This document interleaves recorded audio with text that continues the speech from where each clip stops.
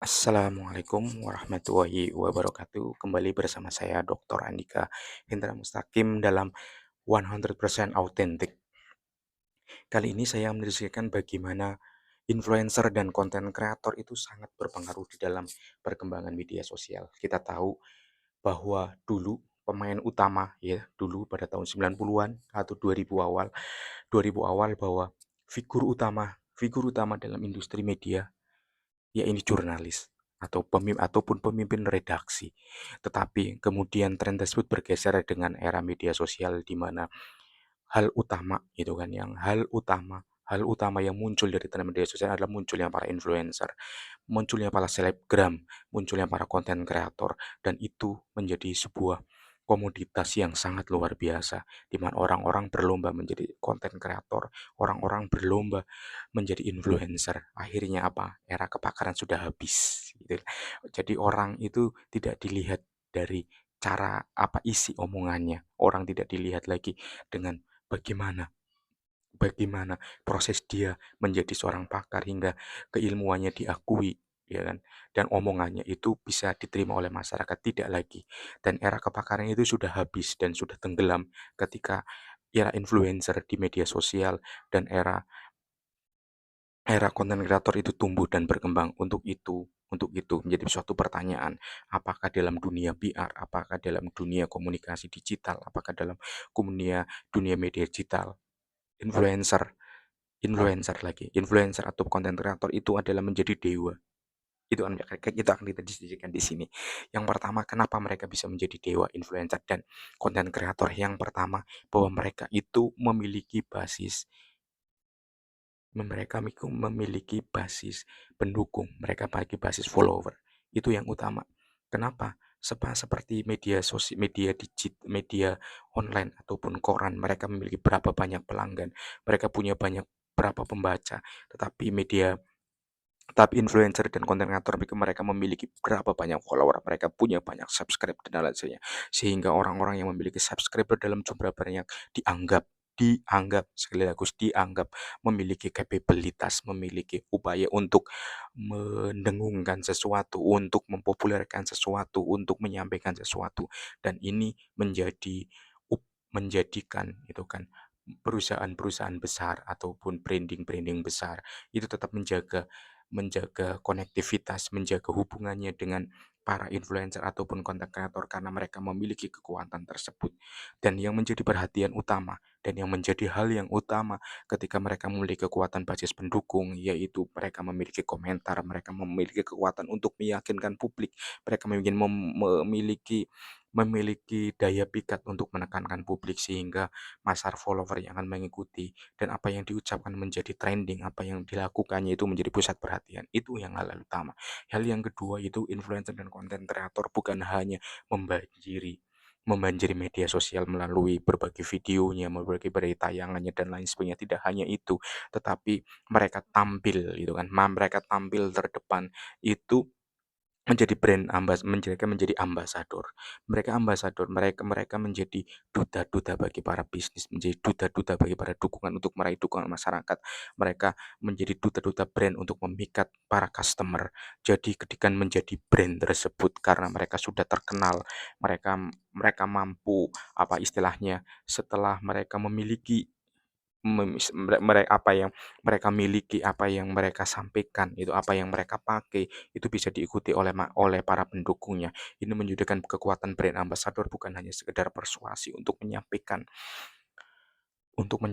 opini, untuk menyampaikan pandangan, bukan hanya itu saja, tetapi lebih dari itu bagaimana mereka mempengaruhi perilaku masyarakat, perilaku publik, sehingga apa yang diharapkan dari banyak pihak terhadap influencer dan konten kreator adalah bukan hanya sekedar upaya untuk menggali keuntungan berkolaborasi untuk mendapatkan lebih banyak pelanggan dan lain sebagainya, tetapi upaya untuk membangun sustainability branding. Jadi ketika branding ataupun ketika reputasi itu sudah melekat dengan influencer, maka akan terjalin suatu hubungan yang harmonis, simbiosis mutualisme pun akan terjadi di situ.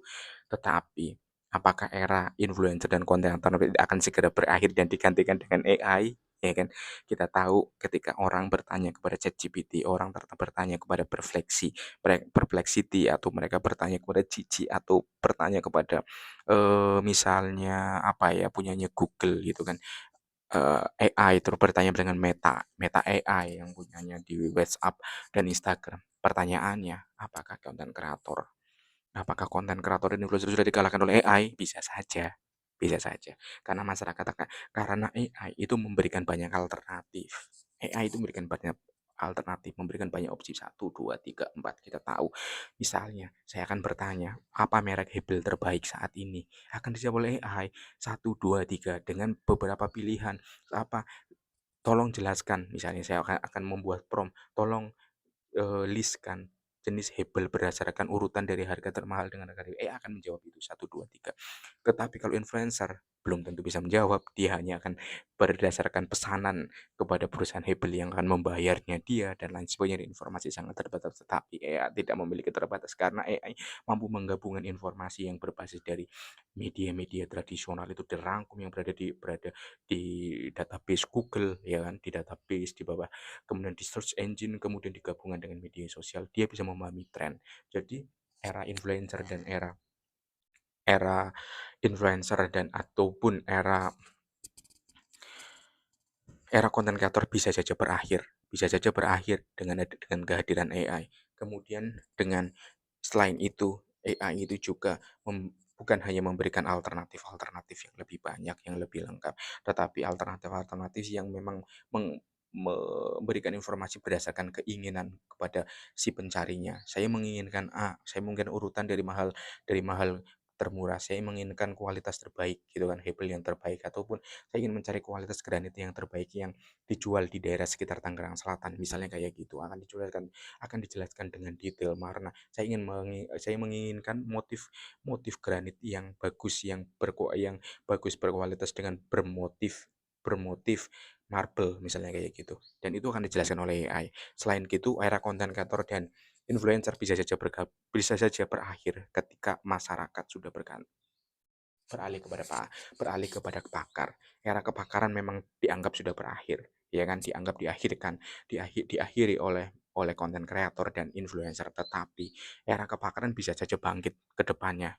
Ke depannya apa? Bagaimana para dokter-dokter, para ahli-ahli membuat konten yang sesuai dengan bidangnya, yang berbicara sesuai dengan bidangnya. Mereka memberikan informasi, memberikan perspektif yang jelas. Mereka menyampaikan jurnal-jurnal apa yang ditulis, mereka menyampaikan bacaan apa yang ditulis termasuk saya misalnya gitu kan.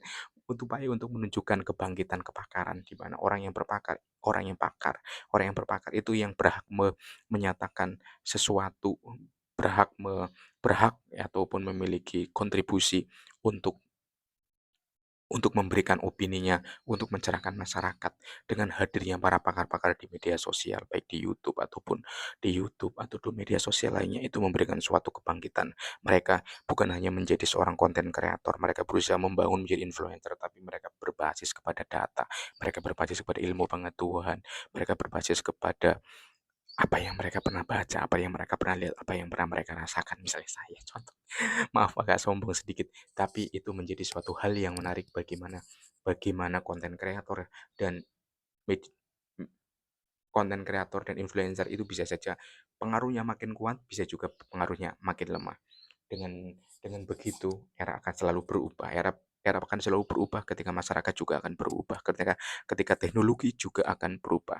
Untuk itu diperlukan suatu pencerdasan masyarakat. Masyarakat itu harus kembali membaca buku, masyarakat harus kembali kepada berbicara dengan orang ahlinya, masyarakat berbicara dengan orang yang bukan hanya tahu dari AI ataupun tahu dari Google gitu kan. Ketika kita berbicara tentang fikih, maka serahkan kepada ahlinya.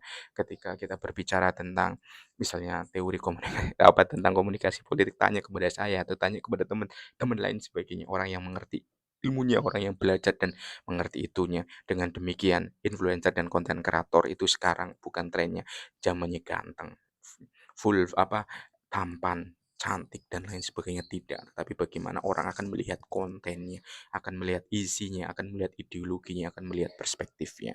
Demikian pendapat saya dan opini saya berkaitan dengan tren influencer dan dan konten kreator di era PR ataupun di era komunikasi digital.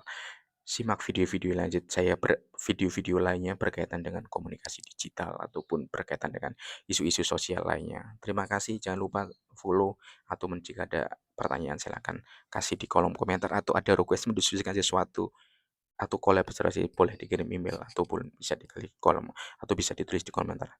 Sekian, selamat siang, assalamualaikum warahmatullahi wabarakatuh.